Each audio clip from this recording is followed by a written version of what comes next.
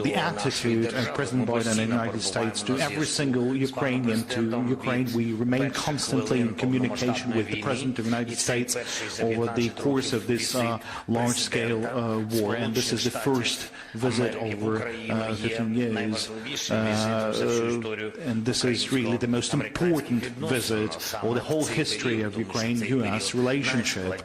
And this is the visit in this most difficult period for Ukraine, when Ukraine is fighting for our own liberty, for the liberties of the world, and this underlines the results that we have already achieved and what sort of historic achievements we might gain all together with the whole world, with the United States, with Europe. And today our negotiations were very fruitful. They were very important and crucial, as has become traditional in relationship between our countries. I would like to extend words of gratitude personally to Mr. President Biden and to his team, to the Congress, to all the US people, and I thank you for this level of Ukraine-US cooperation. And this week will be marking 1 year of our fight against Russia's aggression. So it's very symbolic that we solidify our resilience through 2 meetings with the President of Ukraine, my visit in December and the visit of the Mr. President of the United States to Kiev today. The results of this visit will surely be seen and will surely have a reflection on the battlefield and in liberating our territories. The decision of the United States on Abrams tanks for Ukraine has already presented a foundation for establishing a tank coalition, and it's of historic importance in many other aspects, more specifically in air defense and Patriots for the defense of our cities. Now, this is a very fundamental and crucial reinforcement of our capacities.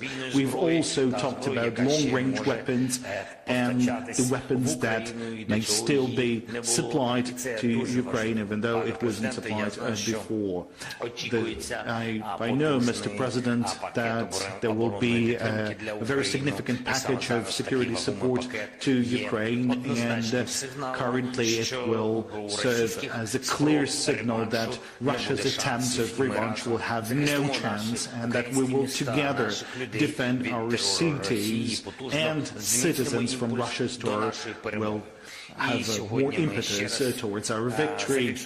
And today we have yet again underlined that we have our common vision with regards to the perspectives of this war. We have coordinated the follow-on pressure on the terrorist state. We are working hard on the reinforcement of sanctions, both bilaterally and in the form of G7, which is very important.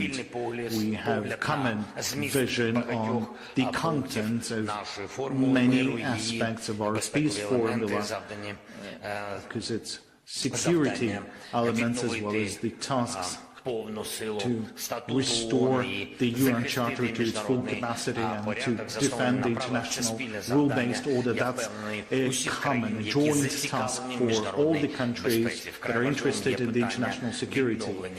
The rebuilding and the recovery of justice is also very important for all those who was affected by the Russian terror, by the Russian war, and the aggressor has to take responsibility for the aggression and to reimburse all the damages. I thank to the President of the United States for supporting our work on restoring the justice, more specifically in the work of all of our institutions in that area, and we believe there's no alternatives to the establishment of the special tribunal. This is the position of of Ukraine, and we shall support this position, and I would really like the United States to be engaged in the implementation of our peace formula, because its implementation would mean a reinforcement of global stability and the predictability of international relations, and we have some achievements in this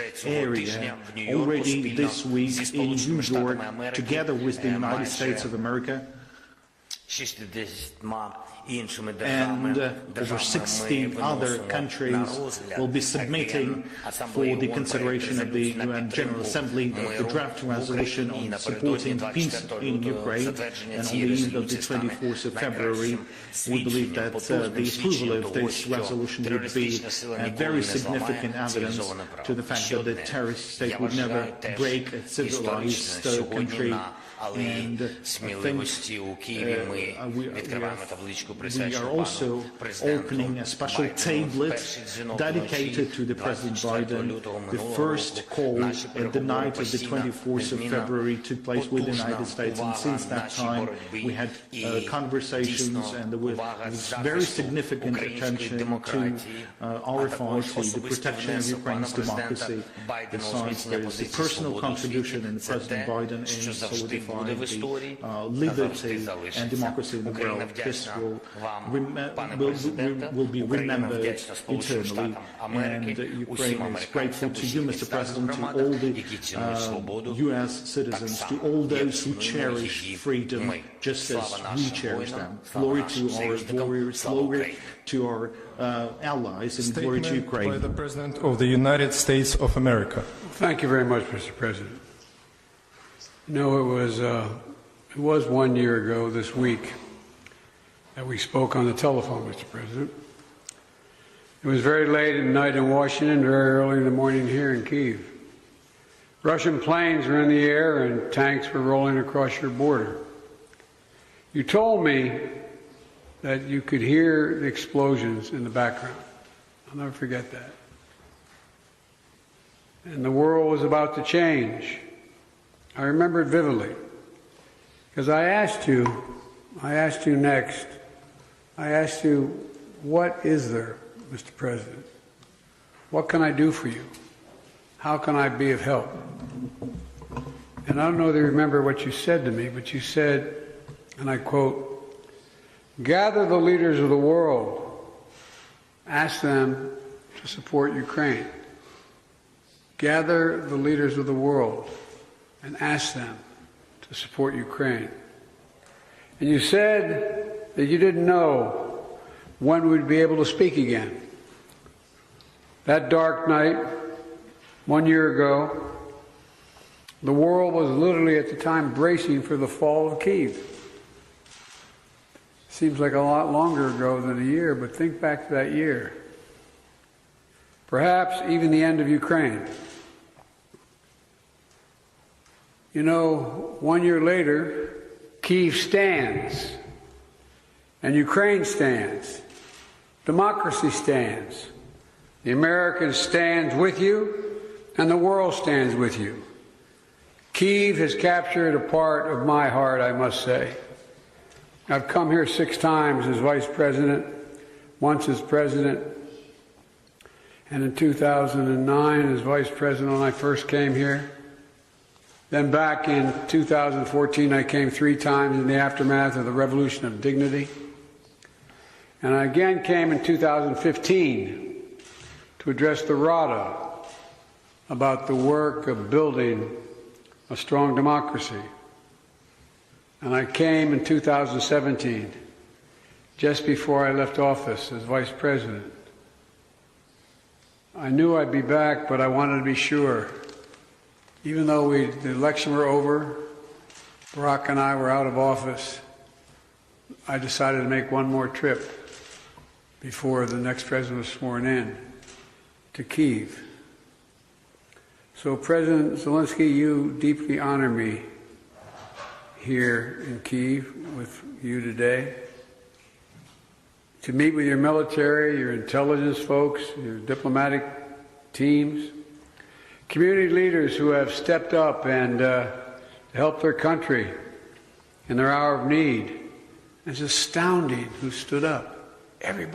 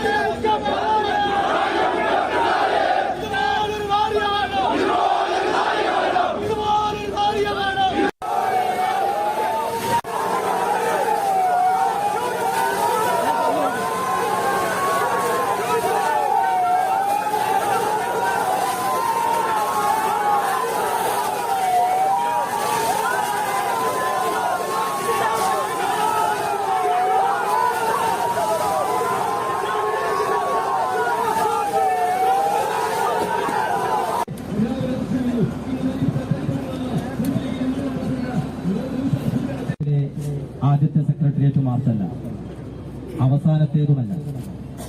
കേരളത്തിലെ മുഴുവൻ ജില്ലാ ആസ്ഥാനങ്ങളിലും മുസ്ലിം youth league ഈ ബജറ്റിലെ അധിക നികുതിക്കൊള്ള അവസാനിപ്പിക്കണമെന്നും സാധാരണക്കാരന്റെ ആവശ്യങ്ങൾ പരിഗണിക്കണമെന്നുള്ള വളരെ നല്ല രാഷ്ട്രീയം മാത്രം പറഞ്ഞുകൊണ്ടുള്ള മാർച്ചുകളാണ് സംഘടിപ്പിക്കുന്നത്. നേരത്തെ ഇവിടെ സ്വാഗത പ്രഭാഷകൻ സംസാരിച്ചു. ഞങ്ങളിത് ആരംഭിച്ചത് തിരുവനന്തപുരം സെക്രട്ടേറിയറ്റ് മാർച്ചോടുകൂടിയാണ്. ആ സെക്രട്ടേറിയറ്റ് മാർച്ചിനെ എങ്ങനെയാണ് ഇവിടെയുള്ള ഭരണകൂടവും പോലീസും നേരിട്ടത് എന്ന് ഈ നാട്ടിലെ ജനാധിപത്യ വിശ്വാസികൾക്കറിയാം. വളരെ കൃത്യമായി അത് ബോധ്യമുണ്ട്. നിങ്ങൾ മനസ്സിലാക്കേണ്ടത്, ഞങ്ങൾ ഉന്നയിച്ചത് ഈ നാട്ടിലെ വിദ്യാർത്ഥികളുടെ വിഷയമാണ്, ഈ നാട്ടിലെ യുവാക്കളുടെ വിഷയമാണ്, ഈ നാട്ടിലെ ഗൃഹനാഥന്മാരുടെ വിഷയമാണ്, ഈ നാട്ടിലെ ദിവസ വേതനക്കാരുടെ വിഷയമാണ്, കൂലിവേലക്ക് പോയി അന്നന്ന് ജീവിതം കഴിയുന്ന സാധാരണക്കാരുടെ വിഷയങ്ങൾ ഉയർത്തിപ്പിടിച്ചുകൊണ്ട് ഒരു പ്രതിപക്ഷ യുവജന സംഘടനയുടെ രാഷ്ട്രീയ ദൗത്യമാണ് ഞങ്ങൾ തിരുവനന്തപുരത്ത് നിങ്ങളോട് സംസാരിക്കുന്നത്.